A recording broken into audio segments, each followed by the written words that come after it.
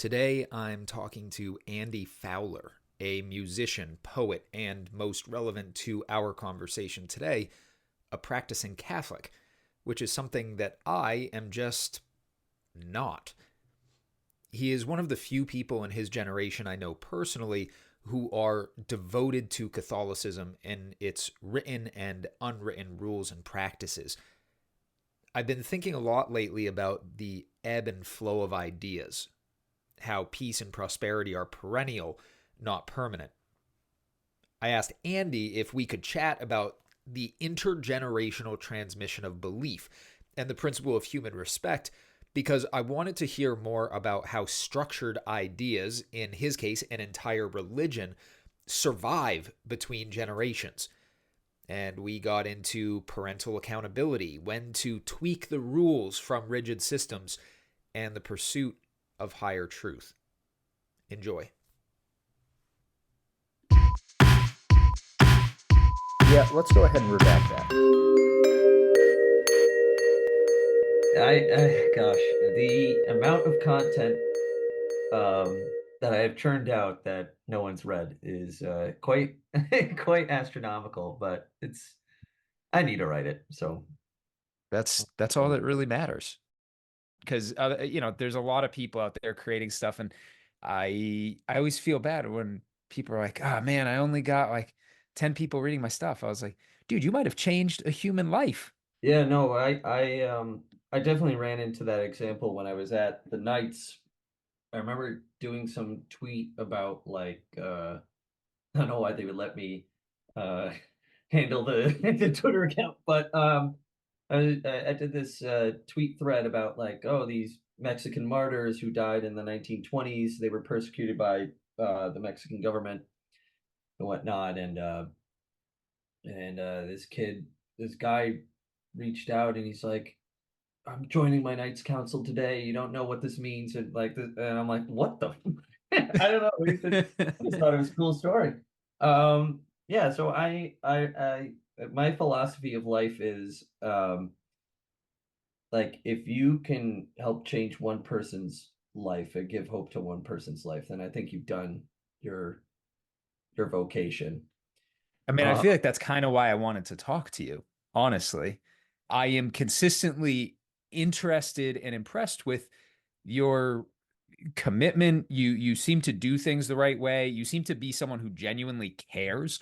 And it's fascinating, especially as, just to frame up why I'm even thinking about something like intergenerational transmission of belief is being a father. There are ideas that I think are important that I think would benefit my kid,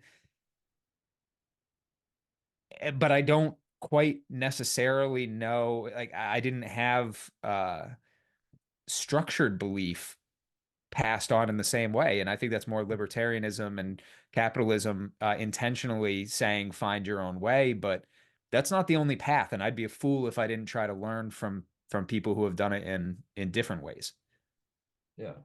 Well, I think to that point, there was a video I watched with Jordan Peterson, Bishop Robert Barron, and Father Mike Schmitz. Now, Bishop Barron is part of the Word on Fire Institute. He does online evangelization, and Father Mike Schmitz, he does the Bible in a year and Catechism in a year, which is I did the Catechism last year, and now I'm doing the Bible in a year this year. And they were doing some talk about what's the true, the good, and the beautiful.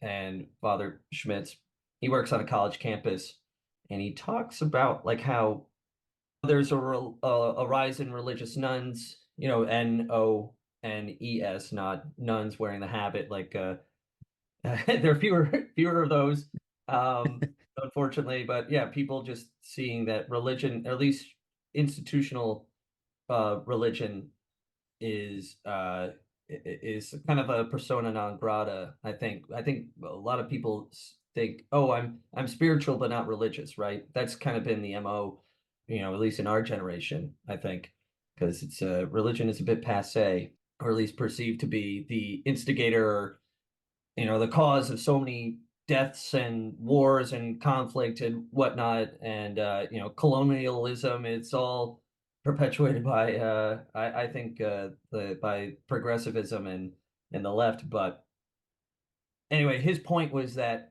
the students that he sees are grappling with the same things. They believe that there is a God. They generally believe that if you're a good person, you'll go to heaven, etc., etc.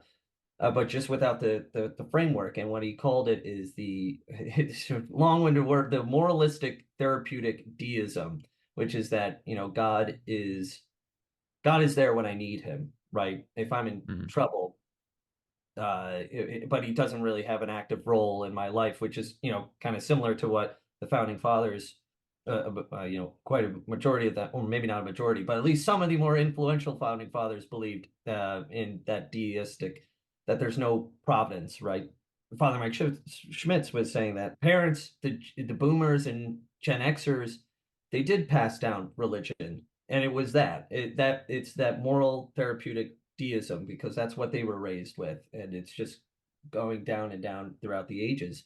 But I think there's, at least in conservative circles, at least the ones that I roll with, there is that snapback that I think is happening, or at least that there is some potential there for evangelization. I think there's so many people out there who are looking for answers, who feel like, what is truth? And yeah, I'll stop rambling. You So get you another question. when you say growth, I think it's fascinating that this whole set of rules and guidelines exists, and it has stood the test of time. I'm sure that it's changed, and that's partially what I want to get at. But when you say growth, does that mean the growth of Catholicism or the growth of a connection with God, kind of with this little bit more nebulous? It almost seems like you're saying synonymous with I, I truth. think I think it's a little bit of both. I wish I had data to back that up right now, but from what I've seen out there, so part-time I do work with, it's called Real Clear Religion. And I edit that page, and generally in the mornings I read like what's going on in the world of religion today. There's people searching, people wanting answers, and I think if they look in the right places, they could find fulfillment in something higher than just themselves. Without a doubt. Do you think that there's a proper way to convert people? As I understand it, your family's Catholic. You did not independently jump onto this vision quest No. and find Catholicism. Your parents are Catholic, presumably. Your grandparents. Like, when did Catholicism become part of your family's tradition? Well, truth is, I don't know exactly when, like the long family going back. I know at one point we were Italian Jews sometime long ago, but all my family has been Catholic growing up. My parents are my role models, and although sadly, I mean, I'm the only one that actually still goes on a regular basis. So it's or the only one that actually does go on a regular basis. But I don't think that's an outlier. I think that's kind of the norm.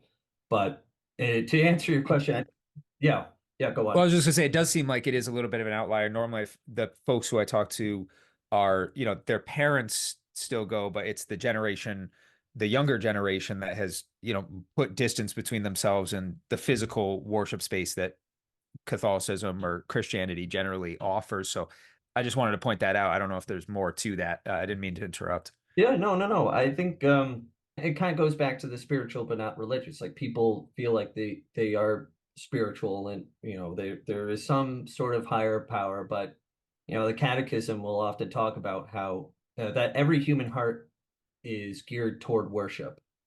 Worship of God, or it could be, money, fame, power, or whatnot. It's just like, what is your heart, what are you gravitating toward? What are you putting as the goal? Worship, I think, requires regimen, and it requires actually being present in a physical space as well, and actually taking the time to actually do it, right? So on a daily basis, I go out for a run, except for Sundays generally. And I go out for a run, and that's my rosary time. Or I'll go to mass, because as Catholics, we believe that Christ is actually there, in the Eucharist, blood, soul, and divinity. So those are some aspects. But the short answer to your question about how does someone actually convert someone to religion, Basically, there is no one way. I think, some experience conversion almost violently for lack of a better word. Yeah, I think of like, St. Paul on the road to Damascus being thrown off a horse. Or you could think of, to use another biblical example, Samuel in the Old Testament who hears God talking to him in his dream, and he's saying, "No, here I am, Lord," because he's sleeping right in front of the Ark of the Covenant, being present right near where God is. So there are different avenues, I would say, that the Holy Spirit can reach someone's heart. But for me, obviously, I grew up Catholic, so I'm already in that world, but you do have to make it your own at some point. And I just remember I was on the train, I was working nights, going into the city. It was like 2 hours, like the train rides. My dad did it for 20 plus years. So, I mean, I only did it for like a year plus, and, I'm so who am I to talk? But I read this short story. It was called The Dream of a Ridiculous Man. And it was, Dostoevsky wasn't Catholic, but, he's certainly very Christian. And in this story, it's about, it's dark, but it's a suicidal man who realizes ultimately the goodness of life, God, creation, and he vows to change his life. And, after reading that, I was just like, I can't be the same. If I believe in God, right, and I believe my soul is eternal, then I have to commit to living a holier life and at least strive toward it. So I ended up leaving that job. I found one at the Knights of Columbus, and I felt like it was more holistic. I wanted to integrate both my faith and work and say like, okay, let's just make it, yeah, let's make it holistic. And that was just a great environment to be able to grow in. And it's been a little bit of a bumpy road. I mean, we are all sinners, but pursuing God is the ultimate relationship we need to foster. That's what Christianity is. And again, to reference Bishop Barron, this is something I heard in a video just yesterday, but he was giving a talk on G.K. Chesterton, and he referenced that Christianity is not a philosophy, it's a relationship to a person, and God becoming incarnate in Jesus Christ was a person. So I guess to answer your question, it could be a slow burn or an immediate shock to the system. So there's not one way. And for me, I guess it was through art. It's just like whatever your passions are, and it could just be an invitation. Someone saying like, "Hey, I thought you might like to read this," and you just don't know where that can take you. So again, for me, it was just finding community. I think ultimately that's where I wanted to end up. I like that idea of slowly at first, then all at once. Right there has to be that moment of turning where it becomes clear. The water settles, and you actually, the reflection that you're looking at. There's harsh, real truths there. I mean, you have to People. take a leap of faith.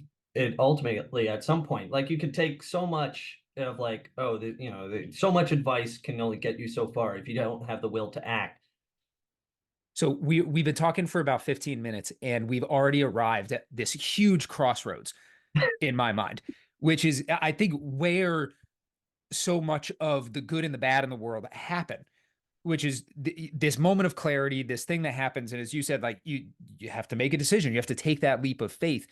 And I think we can agree. I think most people, most reasonable people can agree that there are ways of taking that leap of faith that go wrong.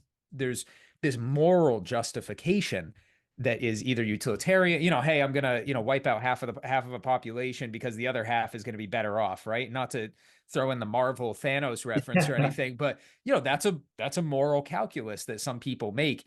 And I'm curious to learn a little bit more about how you see that. This whole project that I've been doing since last October has to do with the moral principle of human respect, which Yeah. is this idea that if you initiate violence or you diminish someone's wealth by force or fraud, it's going to reduce happiness, harmony, and prosperity always. And I do believe that there are some people, at least in their actions, who disagree with that. Does Catholicism have rules about that kind of action? Or I guess, like, what are the guardrails when you do take that leap of faith to moral Well, action? well, I mean, the ultimate path to Catholicism or Christianity is, what Christ teaches is, love your neighbor as yourself. And what is love? But it's willing the good of the other. And I know there is just war theory and whatnot, which I'm not as well versed in as I'd like to be. But obviously, if you're fighting for, like World War II, for example, right? Since we're past the 80th anniversary of D-Day, I think that would be the ultimate example of a just war. You have the opposing side that is literally killing millions of its own people by denying them their free will, committing mass genocide, and you have to stop that. At some point, you have to call it out. I guess it's the ultimate guardrail is, it's maybe cliche, but it's like not even like what would Jesus do, but just like it's taking into account of like how is this willing the good of someone else. Now, if someone breaks into your house, I don't know necessarily how to answer that question, but your first role is to defend your family, right? It's if someone is breaking in, you have, and someone's trying to do you harm. I think there is a legitimate case that, yeah, that you have to defend yourself. In the Old Testament and whatnot of the Jews being attacked by the Philistines and whatnot.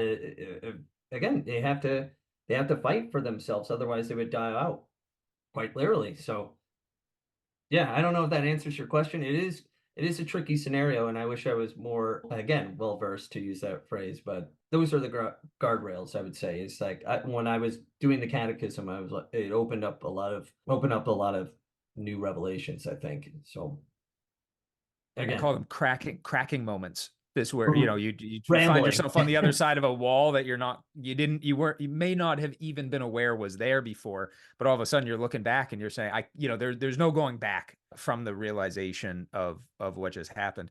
And I think I'll, maybe to the point about, I'm just thinking about the Nazis again, goose stepping morons, to quote Indiana Jones in The Last Crusade. But I find it interesting that, so looking at the moral principle of human respect about violence and whatnot, those are all, the statement is all inherent truths, right? It's basically respecting the person for being individual. But I think what is needed in it, or maybe, okay, let's take the term violence because that's been so misconstrued lately by, Yes.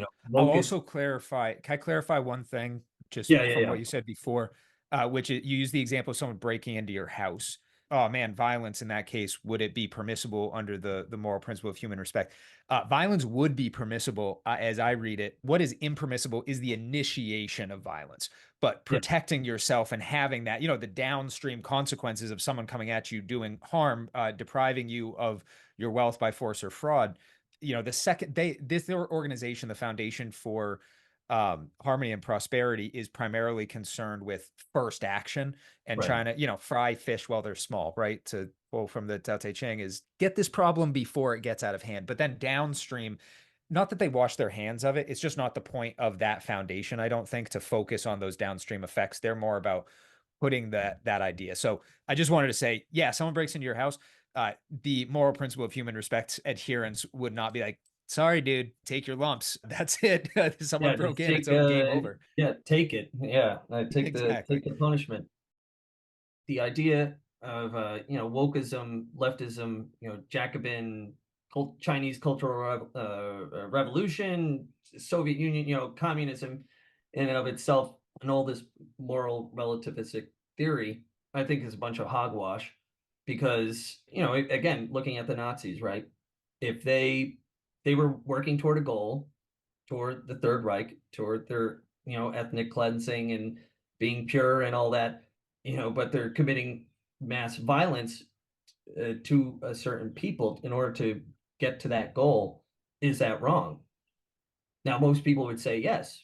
but it's like, okay, why, what's underlaying that? Why are you saying that that's wrong?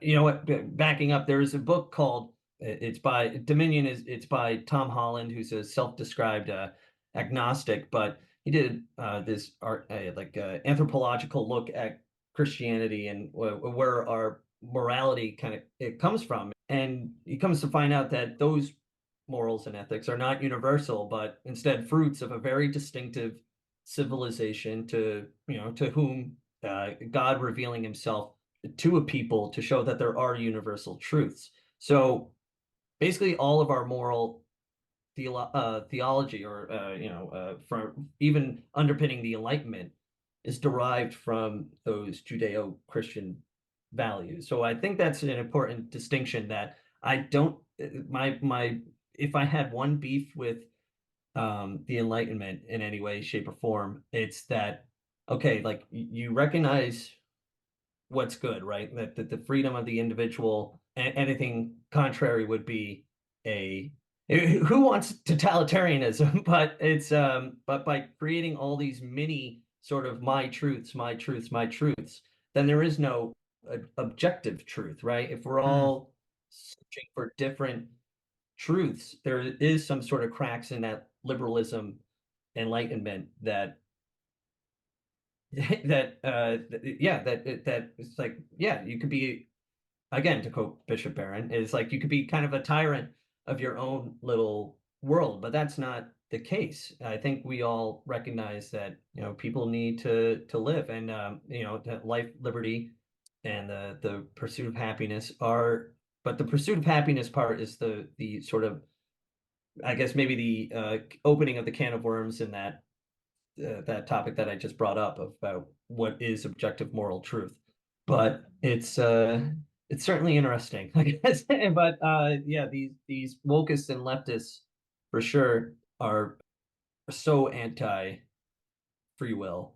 It's just insane. I mean, to me, it just looks like, what is your moral underpinning? It's you're adrift. You're not really found in anything. Again, I, rambling on I again. I don't know. I like I like what you said about the Enlightenment and that specificity, the desire to, there was, I'm not belittling the good that has come of trying to categorize so much.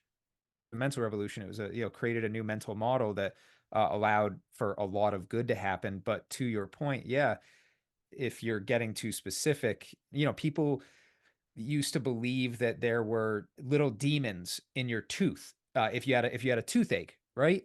And just because they didn't know about bacteria doesn't necessarily mean they were wrong with the idea and the word. It kind of becomes besides the point.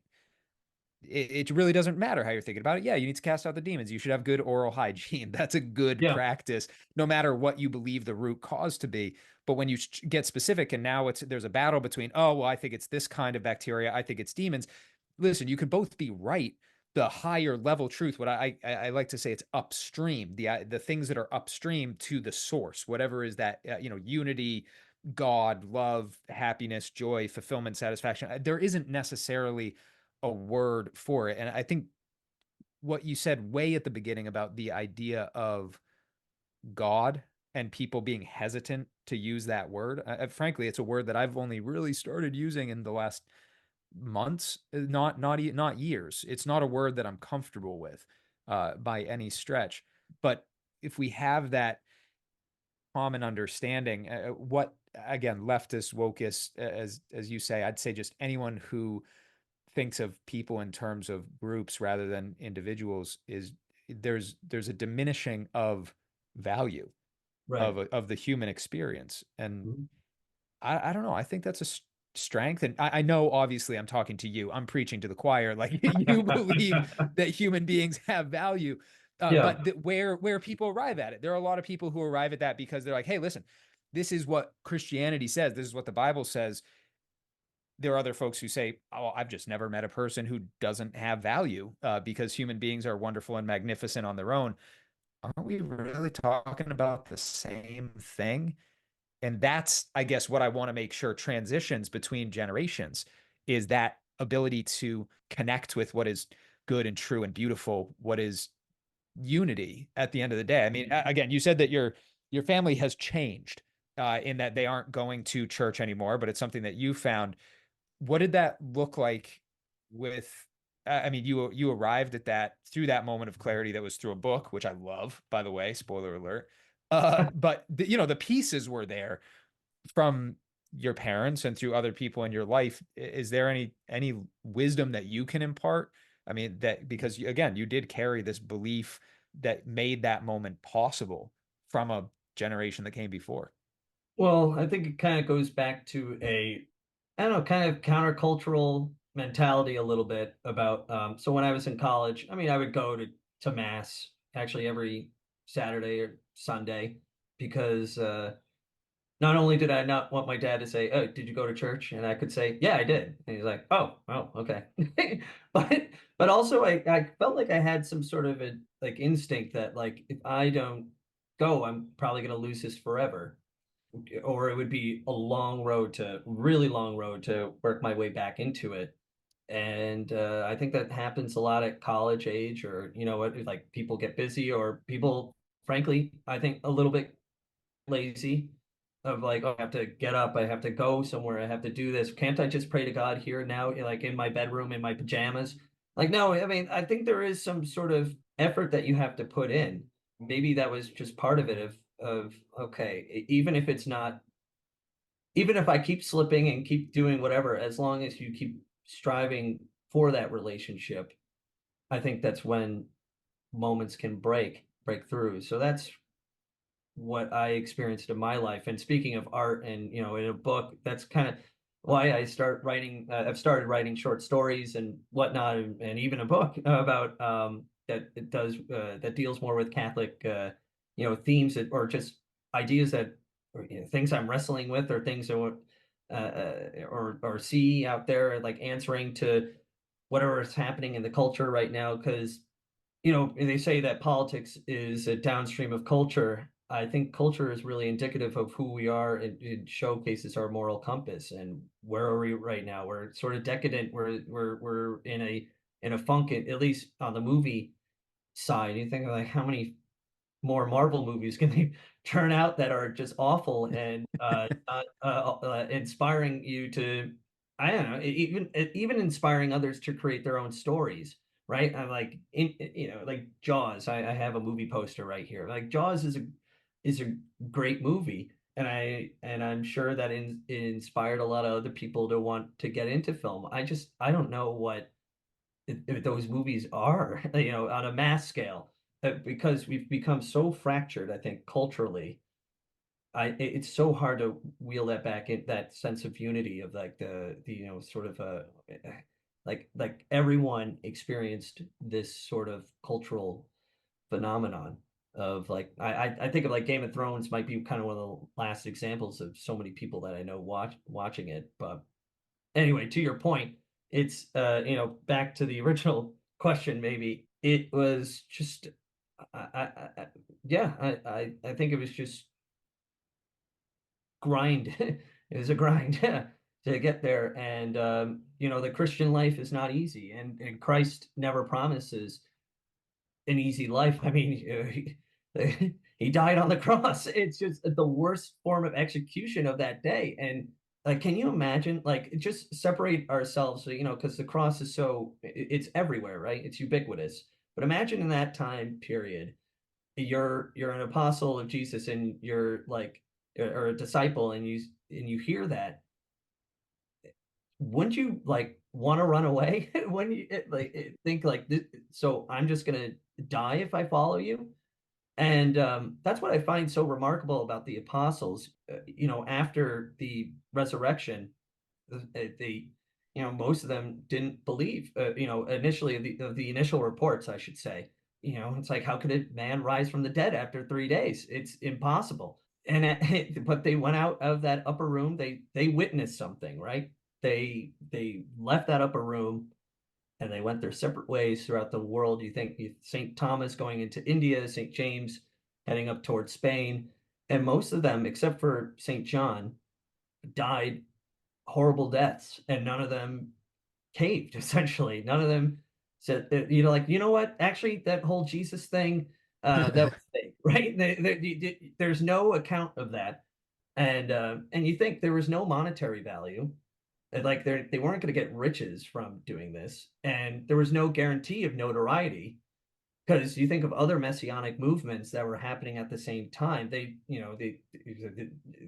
Those just fizzled out and frankly just died, right? And we don't really remember them or talk about them. But there's something else about Jesus' story and about the apostles' witness of going throughout the world, especially at that early time. It's just it's just so much the daring do the of their mission, of their call, and zeal to keep going and doing it. I think that's I don't know what other evidence that someone needs who's agnostic or atheist or whoever. You look at the church, the world today. How many people are Christians, and how many people claim, especially, I feel like I have a connection, I have a relationship with Jesus and the saints and God and so on and so forth. And it's just to think that, oh, I don't know, so many people try to separate faith from reason, right? That they're so at odds. But I mean, you look at the early church of the church doctors, Saint Augustine, Saint Thomas Aquinas, Saint Jerome, and so many other people that were great philosophical thinkers, if you want to just look at them that way. But they were really deep people. I don't know. It's just reason is the tool for revelation of God. From my perspective, of what God giving us reason is to get us to faith. And we know so little about our world and so little about how it operates, and to have that hubris to think that we will know everything, I think is a fallacy. Now, it doesn't mean that we don't have to strive and try to learn what are the rules of the world. There are some sort of not even moral objective truths, but like scientific and mathematical truths as well. It's just, I don't know, frankly, that's maybe the reason that I'm using right now, or a little of my two brain cells at work. But just thinking of like that's what has convinced me over the years, and also just feeling there are some times in my life where I'm like, I know that was a miracle I witnessed, or like I feel like I'm it's spooky in a good way because it is otherworldly. It just I don't know. It's just I don't know. I've seen too much and know maybe too much, or have explored it too much to say, why wouldn't you? You know, Speaking of philosophy, there's I don't know if you're familiar with it, with Pascal's wager, who tries to reason that, there are kind of four squares of it, of, if it's basically bet that God exists and live like he does exist to avoid eternal suffering, right? If you live a virtuous life, but he doesn't exist and you just end up in a black abyss, then it doesn't matter, right? You're just like dust, poof, Yep. gone. You're into non-existence. But if you don't believe and you don't live a virtuous life and God does exist, you're going to have a lot to answer for. It's just like, why make that risk too? So that's kind of the point of Right. Pascal's wager. But uh, I'm not sure I would have agreed with you about miracles before I had kids, which is interesting to see that change. And it's cool. To my knowledge, you do not have children, correct? I do not. I Okay. That's Nope. okay. That was a wake up call, because there's a reason, there's a calling, there's there's a big beyond seeing something like that, especially bringing new life into the world, and also the life that doesn't make it into the world. They're both awakening in different ways. I have two things. One, could you just clarify? You were talking about reason, and I was kind of picking up, is reason synonymous with like consciousness? in the way that you're using it? Or when you say reason, are you talking about like a particular like methodological thought process? What were you getting at there? Um, maybe truth is I don't entirely know myself, but Okay. I mean, yeah, I would say, I guess first it would be consciousness, but I mean, a dog is probably conscious, or it knows that it's There's a alive. definition problem there for Right, sure. yeah. Yeah. Like I Um, would say a dog is not conscious, but that's probably a yeah. conversation for another time by Well, my own maybe a definition. dog is Yeah. alive. A dog's Yes. alive and Yes. it's like moving about and whatnot. But yeah, reason is the ability to go deeper into thinking and deeper into what the world is. And I know there's gosh, I can't Interesting. find my note. I'm looking this up as we're talking, but there's a Chesterton quote, who's a great Christian apologist who is, I think, just celebrated his 150th birthday. Oh, well, okay, I found it. That obviously he said something to the effect that reason is itself a matter of faith. It is an act of faith to assert that our thoughts have any relation to reality at all, which is a funny, he's a humorist, but I think there is a lot of truth in that it's again, kind of going back to what I said before. There's Our minds are very limited. Yeah, we haven't scratched the surface. And maybe one other rational thing to maybe reason of why I believe that Jesus is the Messiah, and whatnot. There's another Christian apologist, C.S. Lewis, who says that either Jesus is the Son of God, or else he's a madman or something much worse, right? That he's not just like, I think people try to remove, like, oh, Jesus was a good teacher, right? He was a good man, right? And certainly I believe that. But if you look at his teachings and whatnot, they are very he says I am, right? Which is the same words that God spoke to Moses in the burning bush, that he is claiming to be God in that moment. In terms of the Eucharist too, this is, obviously big debate, but among Christians themselves and even among Catholics, Jesus says so many times throughout, especially the Gospel of John, there's a huge chapter where he's like, unless if you eat my flesh, drink my blood, you won't have life within you. And there's a point where all these people who are following him leave. They're disgusted and like, okay, what the heck? And you would think at that moment, if he stepped on like a proverbial landmine, he would have said, no, no, no, no, no, everyone, it's figurative. I'm just saying like this and whatnot. He doesn't correct them. The people there in attendance treat him as he's saying something very literal. And even the apostles, I think, are questioning themselves, and Jesus questions them. He says, like, like, are you going to leave too? And Peter responds, like, to the Lord, to whom shall we go? So those are some other moments that have convinced me about, aside from my own experiences with the Eucharist, but just looking at the text and like trying to listening to priests and the intellectual dialogue on this. I truly believe that the Eucharist is the blood, soul, divinity of Jesus, and if that is the case, again, to go back to Pascal's wager, you better believe what he says, kind of, and follow that. And maybe Do that sounds you like a lot of rules, but I do think that if we believe that Jesus is who he says he is, and rather than just a bad man, then you have to take him at his word. Christian mysticism comes at this a little bit in a very different way, which is interesting. And we're kind of looking down the barrel here. I do have a heart out, so I Oh maybe yeah. we'll have to pick this up another time. But there is so much to unpack there. I wanted to first of all, you mentioned your writing. You mentioned D-Day, which you have recently written about, which I would highly recommend. Your book, which is called The Condemned, is available on Amazon.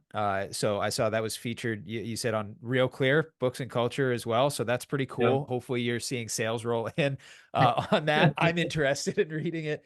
I'll I send you also a wanted copy. to no. I'm gonna buy it. Don't give me the free pass here. You put my money where my mouth is.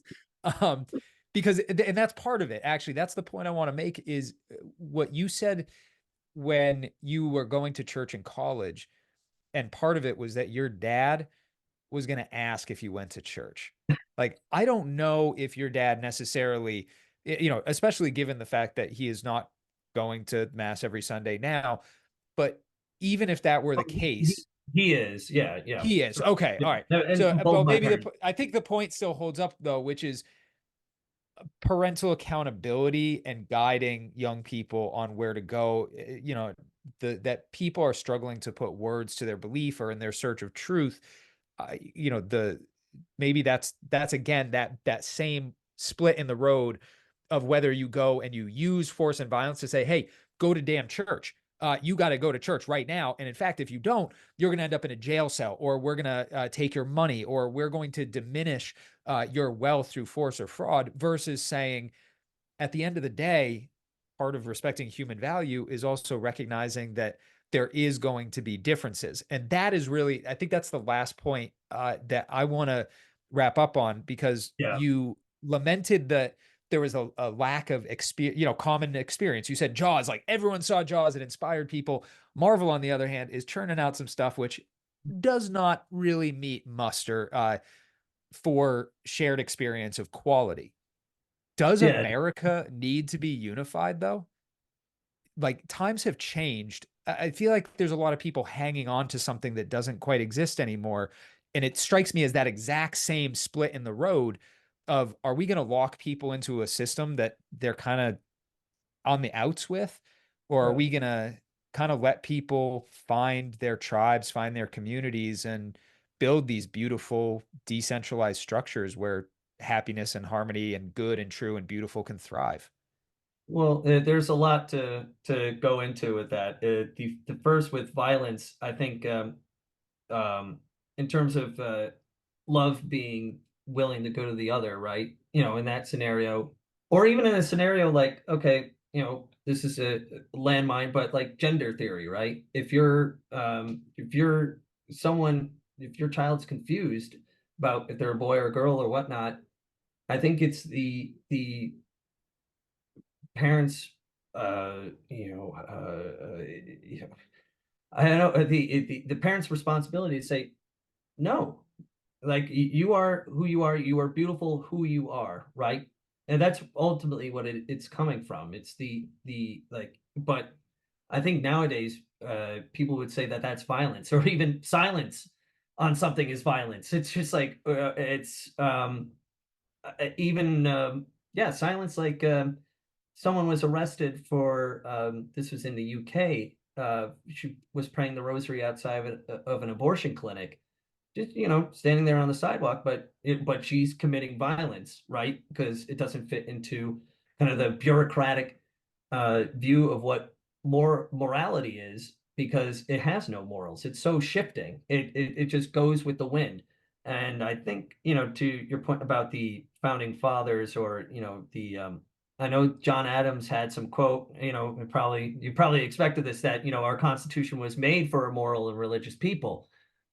Now, I think you have to have some sort of shared identity, because America's built on a proposition, right? That it's not based on really land, or some sort of language, or, I mean, in part language, but it's not tied to soil as much as like the European countries. Like, you could be an American, abroad, or I don't know. It's just it is believing in some sort of shared creed, that you can come here and you can better yourself. There is an equal opportunity here. Equality of opportunity is the phrase thrown around. And I think that's the beauty of America, and the beauty that doesn't conflict with, Catholicism or Judeo-Christian values or whatnot. That in fact, it's the sort of action of what, thousands of years of teaching has taught us. I mean, you think about the time when Jesus burst into the world. It was a world that was ruled by Romans. You think like people did not have any inherent dignity, but in America, just by being an American, you have some sort of inherent dignity. But it's I think that's aspirational rather than the reality right now. But that's a whole nother conversation. 2.0 will happen at some point. Maybe we'll just have to get dinner at some point and get into it. We'll have to have you up yeah. In New Hampshire as well at some point here, because I used to live there, get so into the deep woods with us a little bit. We'll get you away from those cities. So thank you. I really appreciate it. And this is really good stuff, and hopefully it makes me a better dad, but also has some so positive impact on people more generally. yeah. Even one, Well, I'll take if that. I could say one more thing about Please. vocation, being a father is, what you're doing is a great vocation, and it is a big responsibility, and it's and obviously I have not been in that position yet, so I don't know what I would do if I were a dad. But it's just kudos to what you're doing. So that's all I gotta say. Thanks, man. I really appreciate it. All right. But Hey, yeah. So I don't. Yeah. that's How do it. we We're good. end Enjoy your night. Again, thank you. it? This is All right. awesome. And I'm sure I'll talk to you tomorrow. That's Time it. to have a heart attack over the Celtics. There you go. Go get it. All right, Connor. All Peace right. out. Talk soon. See ya.